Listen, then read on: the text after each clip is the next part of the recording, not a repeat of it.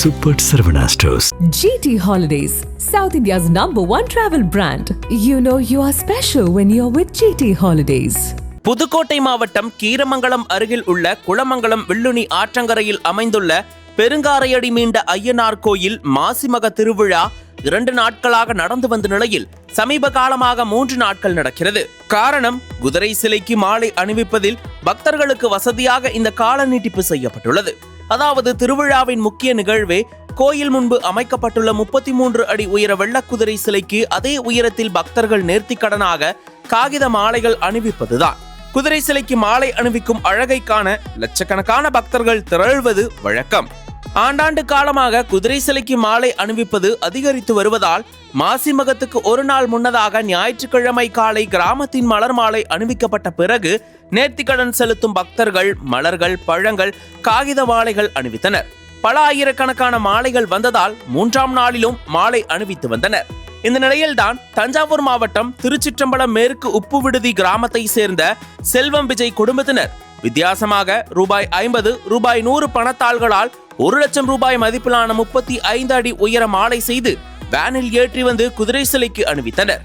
பண மாலையை குதிரை சிலைக்கு அணிவித்த பிறகு நிர்வாகிகள் பெற்றுக் கொண்டனர். குதிரை சிலைக்கு அணிவிக்க பணமாலை வேனில் ஏற்றி வந்ததை ஆயிரக்கணக்கான பக்தர்கள் ஆச்சரியத்துடன் பார்த்தனர். இந்த மாலை சேந்தன்குடி கிராமத்தில் தயாரிக்கப்பட்டதாக கூறப்படும் நிலையில் இதுவரை குதிரை சிலைக்கு காகிதம், பூ, பழ மாலைகள் அணிவிப்பதை பார்த்திருக்கிறோம். இப்போதுதான் பணமாலை அணிவிப்பதை காண்கிறோம் என்கின்றனர் பக்தர்கள்.